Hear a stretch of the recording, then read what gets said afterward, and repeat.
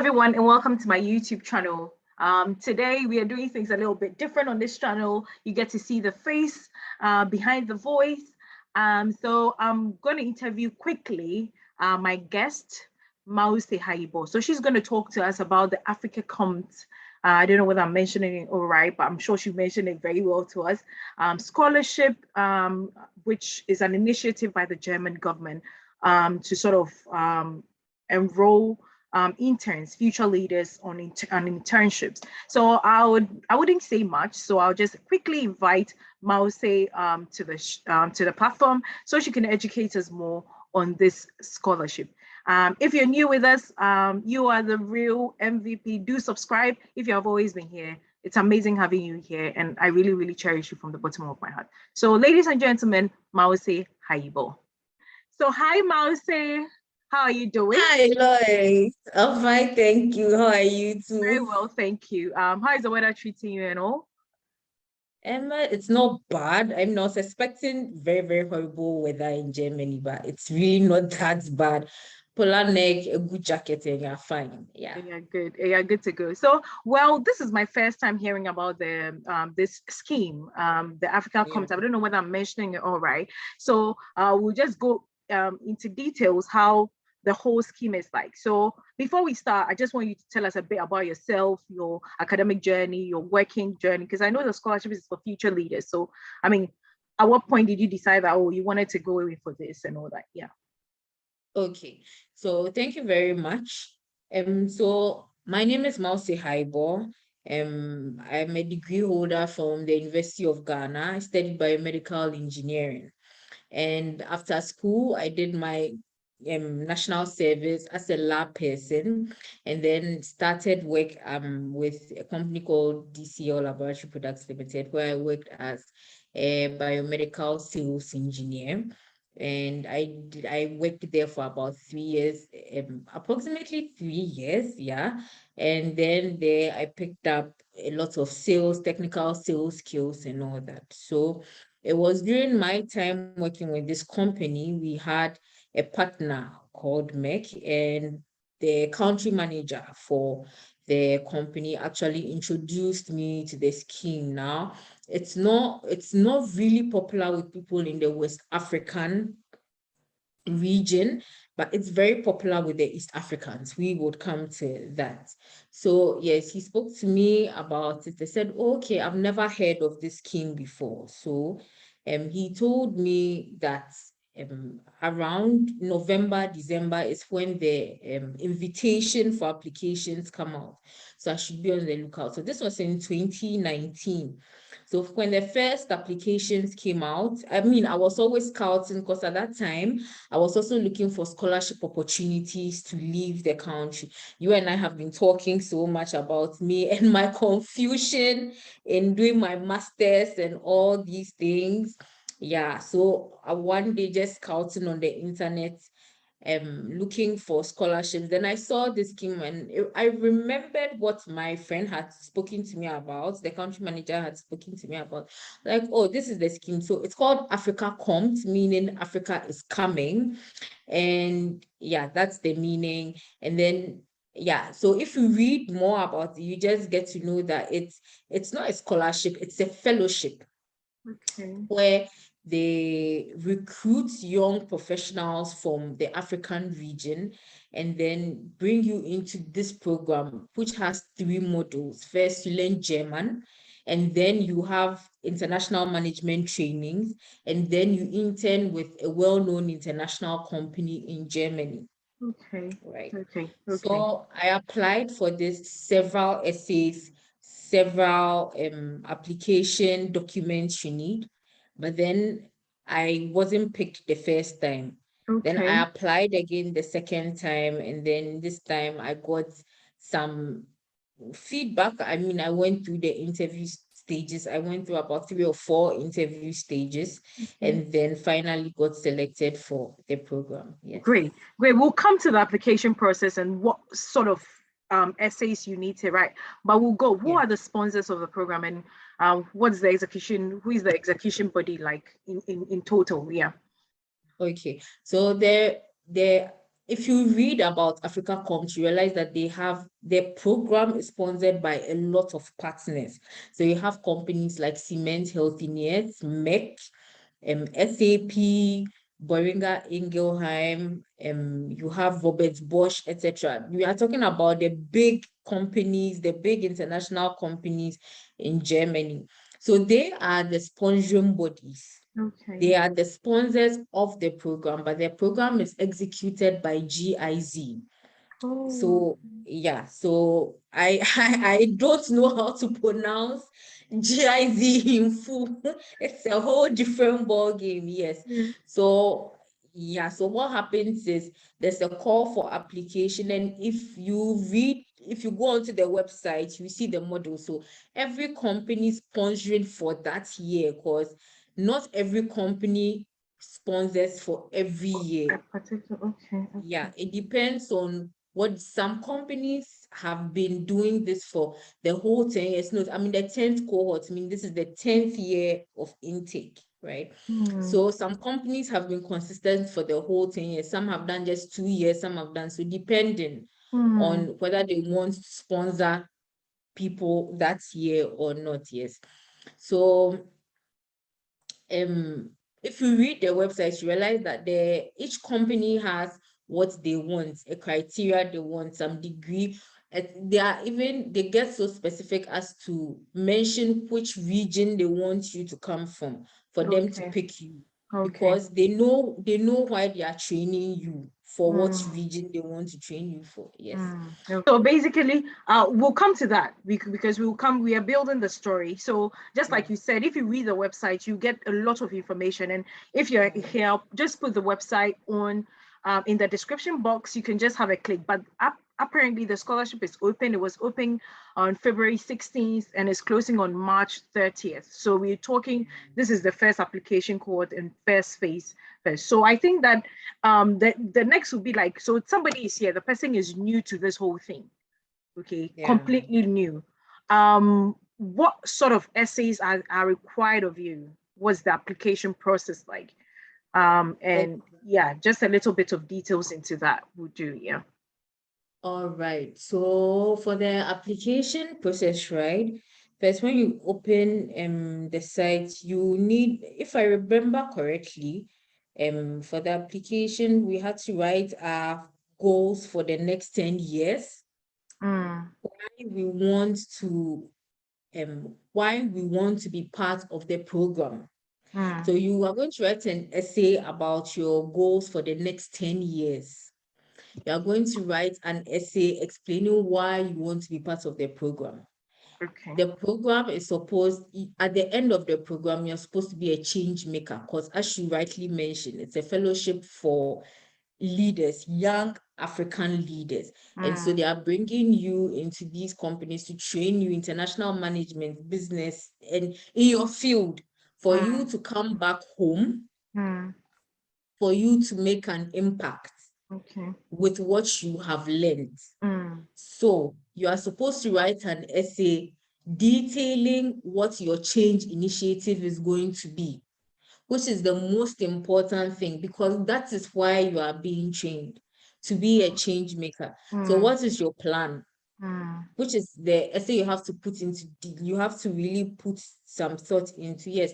So those were the three main, if I remember right, those were the three main essays we wrote. Yeah. Then another important thing, as I mentioned, there are different companies sponsoring. So there are models for each company. So if you check the website, each company has what they want.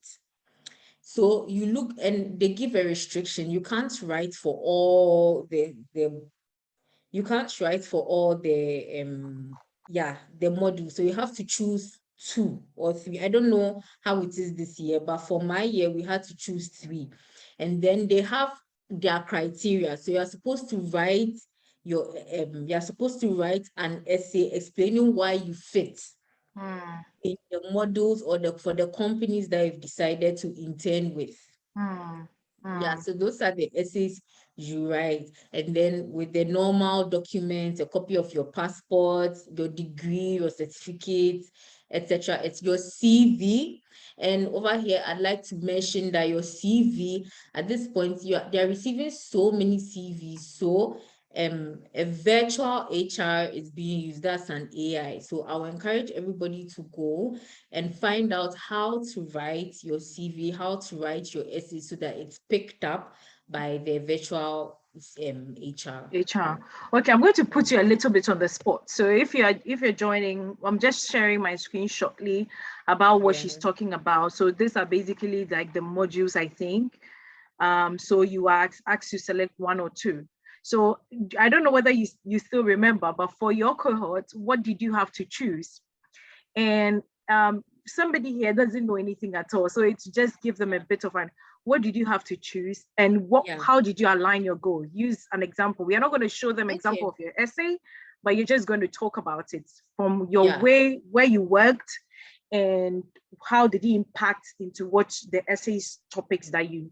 So we can open it and see. So when you scroll, you see what they want. They want you to have a degree in economics.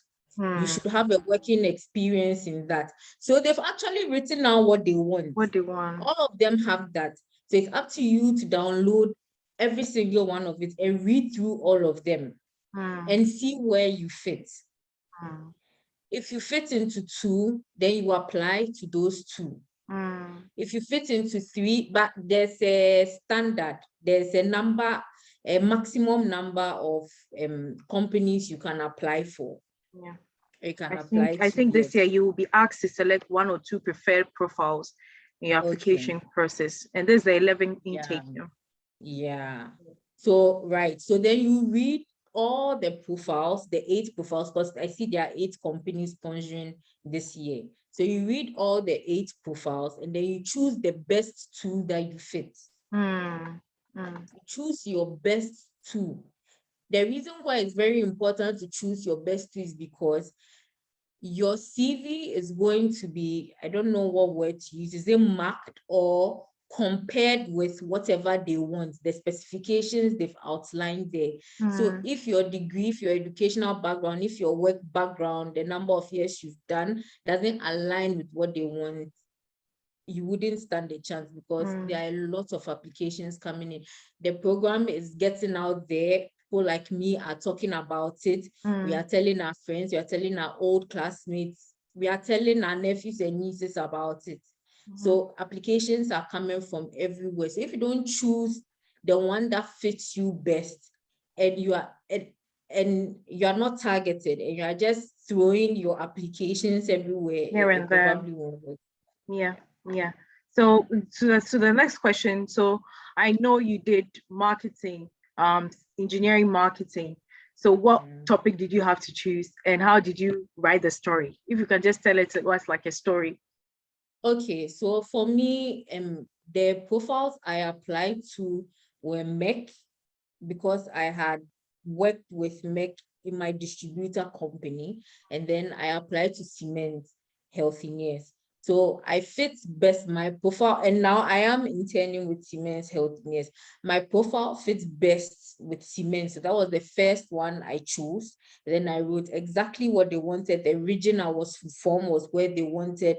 The educational background they wanted. The number of years they wanted was exactly what I had. So I applied, and then I applied to MEC.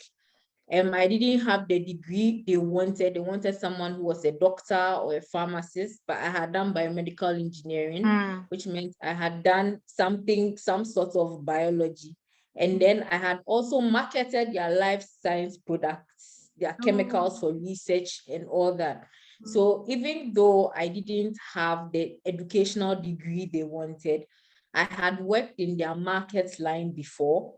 So I still applied for that. So those were the 2 I applied for. And then Siemens, I aligned better with Siemens, and here we are today. Yeah, that makes sense. So at least you should find that niche, if you should find that space where you fit in, and write it in that direction. Yeah. So so you've spoken about the process. I don't think it's a very difficult, process. Probably with the essays, that is when you need to spend time in writing the essays, because that's your choosing point. So from when you submitted and everything, how long did it take to get a feedback from them, and how did they communicate it to you? It took a while. I think it took close to, it was almost, I sent my application before the end of January 2021, and then I got feedback in June 2021. Wow. So this was more than 4 months of, Yeah. I don't know whether the corona had something An to do with impact. it, because there was a lot of instability, travel and Yeah. Yeah. restrictions and all that. So for me, for my experience, it was about, from January to June. Yes. And I actually received a text message, a WhatsApp message from the HR of Siemens Healthiness. Oh, wow. Yes, That's saying quite hi. personal. Yes, so you have to make sure that the phone number and the email address you put there is valid, please, because I was normal WhatsApp, and then I see this picture of somebody I have never, a white lady Yeah. with a foreign number, and she says, "Hi, very nice message. Would like to interview you for the," and the tone of the message was like, you should have been expecting our message because you Message. applied Right. to this. Exactly.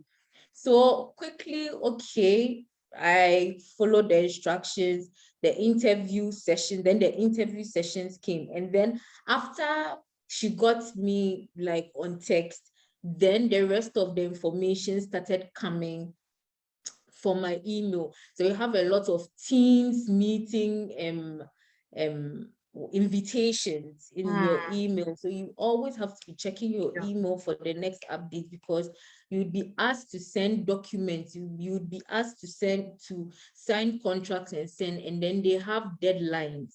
And so if you're not constantly checking your email, you would miss a You miss deadline, it. and that is it for you, because there's always someone there to replace you Yeah. in the Quick. next year. Yeah. Yeah. Yeah. So you spoke about the interview. Let's go right into it. How many minutes did the interview take? And if you can remember on top of your head, what were some Yes. of the interview questions? Yeah.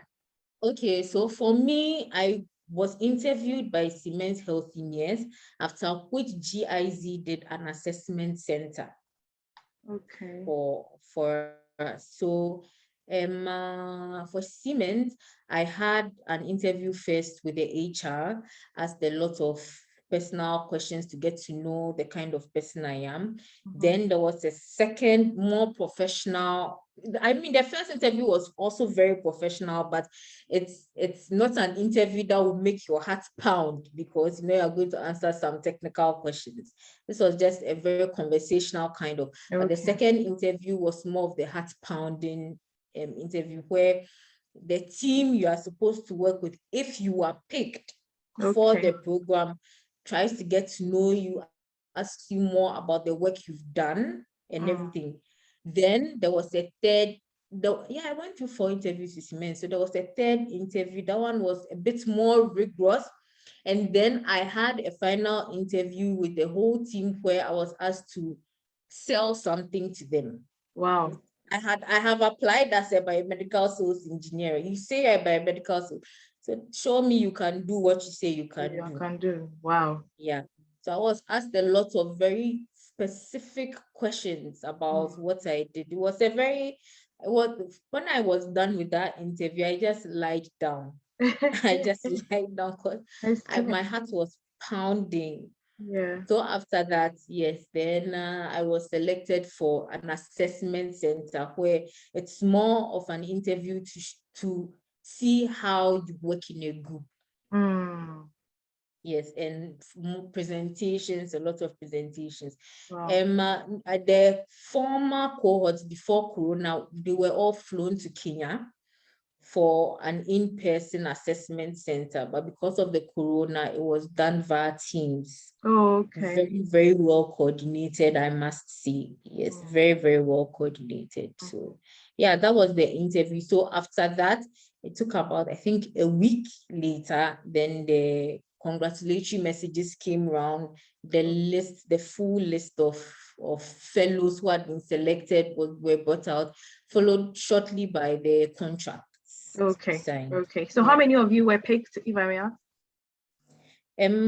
For my cohort, we were 54 people. 54. So I think that the percentage of pick is quite high as compared to maybe 2 people or 3 people that are picked. Exactly. So it means that if you're watching us, you stand a chance if you align with the purpose to be picked. So give it a shot, sort of thing. I know you're a Ghanaian. We are both Ghanaians. So I'm going to ask a bit just for Ghanaians who are watching us, or maybe a tidbit to other Africans who are watching us, that how was the visa application like? Did they have to send you an application letter? Did you have to go to the embassy? Was everything, how was the process like? Okay, so actually, I was very impressed with the organization of things. I think GIZ did a tremendous job, because we were, I don't know, we were guided at every step. Every step of the way we were guided. When we signed the contract and sent, after sending the contract, then we said, hold on, we are going to write, so we are going to get your health, your medical insurance. It was sent. And then the letters, we've written letters to your various embassies. Wow. So then you shouldn't have a problem. Just make sure this is what they want. This is what they want. These are the documents. This is where you should go to go and see the list of documents they need. This is the kind of form you should fill. If you have any problem, we have an alumni network. We can connect you to someone to hold your hand through the process and everything. So it was we weren't left hanging ever. So we were even told the amount of time it might take, because we were going to have a long stay visa, not a Schengen visa. And long stay visas, normally it takes a while to get your visa. So we were told all this in advance, that it may even take up to 3 months for you to get your visa. This was in June. No, this was in July, August. Yeah. So after they sent the letters to the embassies, we asked, send your passports there. So we sent our passports. We printed out everything we needed, because it had been sent to us, and we submitted it to the embassies. But then the thing is, at the embassy, for me, I had to follow up, because I wasn't given a date. Okay.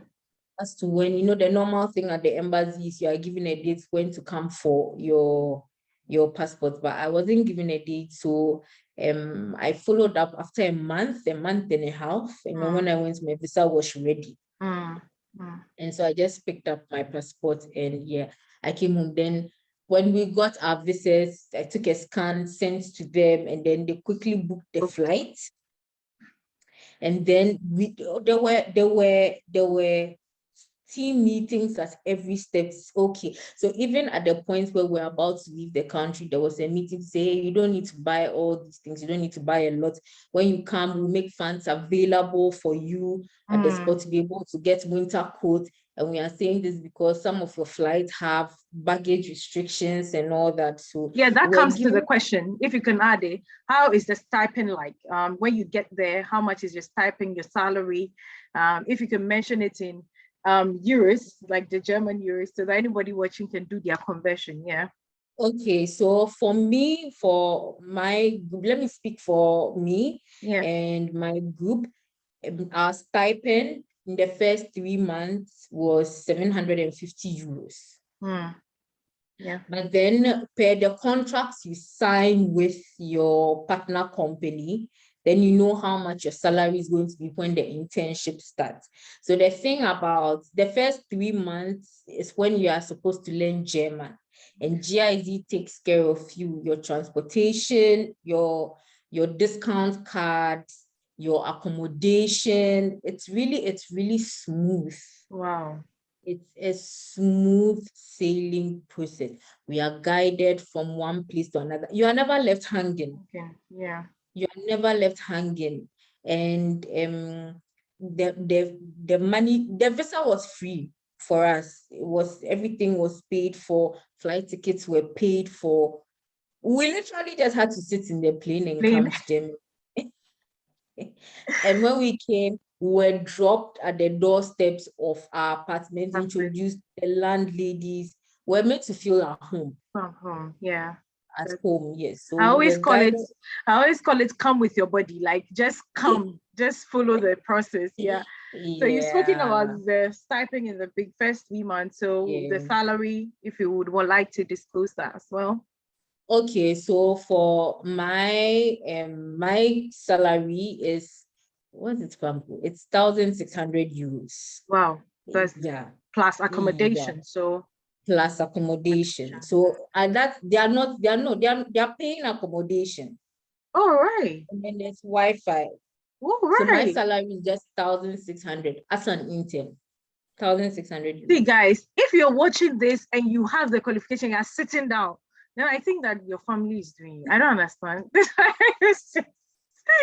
Because I don't understand how you can sit on an opportunity. And I think that the message, like you're saying, we are now sharing the message is getting across. So there'll be a lot of awareness and people creating this, but I never knew about it. Trust me, I would have gone for it anyways. Good money. Good money. If you do the conversion in your, probably if you're a Nigerian and you're watching us, do that conversion. That is like a lot of thousands. Yeah, basically it. Yeah. So let's talk about your whole activity now. You're in Germany. How is your activity like? What are the modules of the program? How intensive is it? Okay, so Emma, as I mentioned, in the first 3 months, would have to learn German, which is all sponsored for. So we never pay anything. Just take yourself to the classroom and do an intensive 3 months course. You actually start the course in Ghana. Oh, okay. Okay, so sorry, I'm saying Ghana, but you actually start. So you are asked to find a Goethe Institute in your country. If you don't have one, you just communicate to GIZ and then they'll get you a German teacher. So you start German from there to be able to at least get some 1 or 2 words by the time you get here. When you get here, you start your German class. We have a lot of team building activities. So we do a lot of team building activities with the German classes, and then we start with the international management training module. Then in the 4th month, you move to your partner company where you do an internship. I think it's for 7-8 months. Yes. So in between that, you can continue your German lessons if you want. When you get into when you start your internship, you can start your German things. You can continue your German lessons if you want.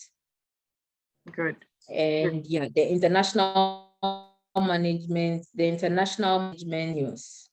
And then the last month, which is October. Yeah, I think October, that's the last month, because the program, for me, the program started in November. And so by 2022, I should be ready to get back to Ghana. We'll talk about that. We'll basically talk about that, because I know there's a level of retention. They retain people. So probably when the program ends, what are basically the plans? Because I know certain alumni that have been retained. If you can talk a bit about that. Okay. So for the alumni that have been, a lot of alumni have been retained by their company. And when you speak to them, they'll tell you it's just about, it's the normal things, you being productive, you adding value, you being a hard worker, you doing what you are supposed to do, you holding yourself as a professional. Human nature is the same everywhere. Everybody appreciates a hard worker, somebody who gets things done. It's nothing extraordinary. Just prove your self-worth as a person who carries him or herself with high standards, high morals, and can get work done. That is the common factor I've been hearing.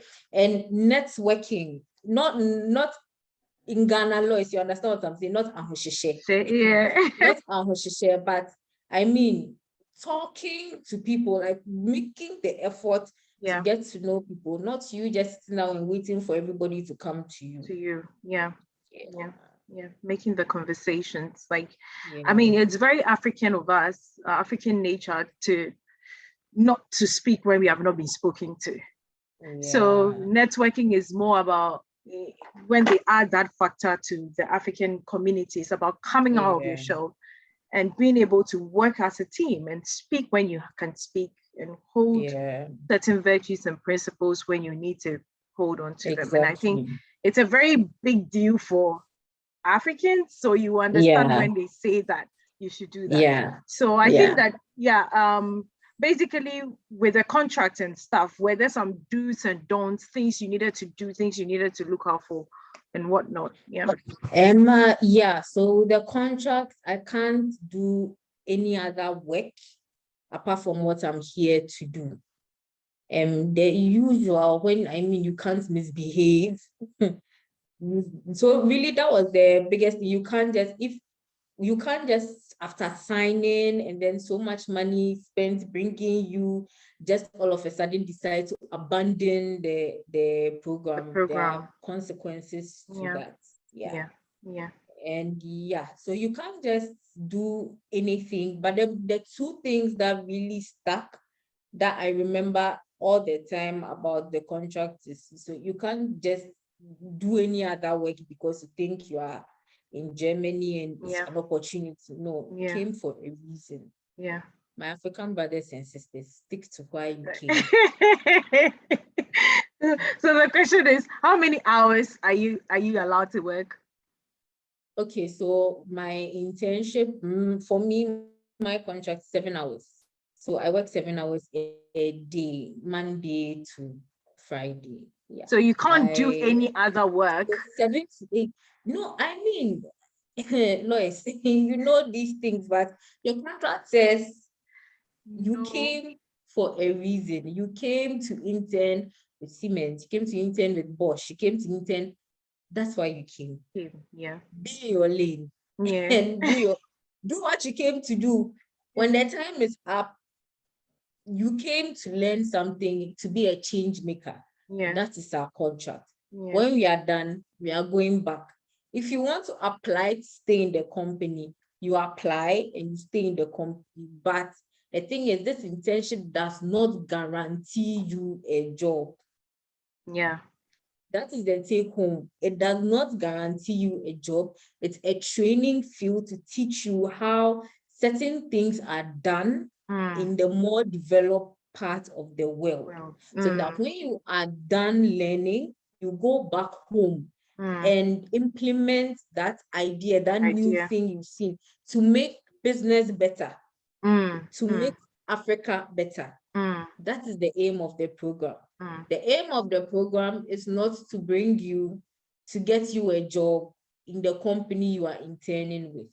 So if you intern there and you think you like the place, there's an application process. Apply like any regular person would do to work with the company. But your contract says you are just here for a year. And the visa is actually from this date to that date. It ends on the day the program ends. So please, if the program ends and you have nothing doing here, please pack your bag. Don't overstay and make and spoil this opportunity for others. Exactly. Please, let's pack our things and let's go home and go and be the change makers we came to be. That's it. I think we can go on and on with the questions, basically, but we'll leave it off here with the last question. Basically, I want to ask you, what are your general experiences with the new company you're working for, general experiences about Germany, and maybe your last word out there to people who are looking to apply. You've said a lot, but just an opportunity. So general experience with the company, general experience with Germany, and your final words. Okay, so general experience, it's been fun. I mean, everybody and how they experience the place. I'm in my partner company town all alone. It gets a bit lonely, but then you should know why you came here. It's not for entertainment, it's not for fun. So buckle up for the culture change. And yeah, that's one thing I like about this program. I mean, there was a whole orientation on what to expect when you go to, you weren't just, okay, now it's time to go to your partner company, go to your partner company. No. We were oriented on what to expect. So it wasn't in your face. Yes. So I have learned a lot about international business, international management, what it means. The world of business is different from what we do in our tiny corners. The systems, the systems of checks and balances, the system that encourages longevity of business. I mean, I could go on and on. Germany is a serious country, and Germany is a country that works with trust. Yeah. Give respect to everybody till you break that trust. That is one thing about Germany. They are respectful. They are a serious country. I mean, there are no parties. So if I say, but then they're a serious country and they play by their rules. If you play by their rules, everybody is okay. You're supposed to do this, you do that. If you're not supposed to do that, don't do that. Get to know their rules and regulations. Google rules and regulations, what to do and what not to do in Germany. Is that simple? Yeah, that's my and you said one last thing. Final words to anybody who is looking at applying. Yes. So please, number one, manage your expectations. As I mentioned, it is not a program that is bringing you to come and give you a job. So please manage your expectations. It's a program that is bringing you to Germany to learn certain things, to go and be a leader, to teach other people. So that's one thing, because I mean, we all struggle with this. So that's one thing, but it's an amazing opportunity. It's you grow, not only in your professional life. Someone like me, I have never lived alone before. This program has taught me how to live alone, manage your finances. Someone say 1,600. If you convert it, it's a lot of money, but over here, yeah, and it's great, yeah, but it's not what it would be if we went back to our country. Yeah. Yes. If you get what I'm trying to say, yes. Yeah, I understand. It's a great opportunity. It's a life changer. Your mind will be open. You'll become a different person. I don't want to talk much. Just apply. Just apply. Especially West Africa. Please apply. Thank you. Thank you so much. So guys, you've been listening to Mawuse Hayibor. She's currently interning at Siemens on the Afrika Kommt fellowship, which is open for Sub-Saharan Africa. And like she said, she's conscientizing a lot of West African countries to apply. And also, I mean, just manage your expectation with the applications. And she's given a lot of tidbits when it comes to this Afrika Kommt scholarship. And you cannot say that you don't know about it.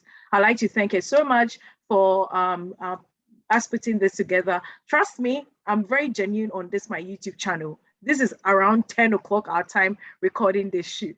Please share with somebody, tag somebody, ask all your questions you need to ask in the comment section, and she'll be sure to look at the comment section to answer any question or any doubts that you have. Thank you so much for watching. And like, you know what to do. Do subscribe to the channel. Look out for scholarships opportunities that we post on here and all other scholarship opportunity videos that we do as well. It's good to have you back, and see you same time, another fellowship. Bye.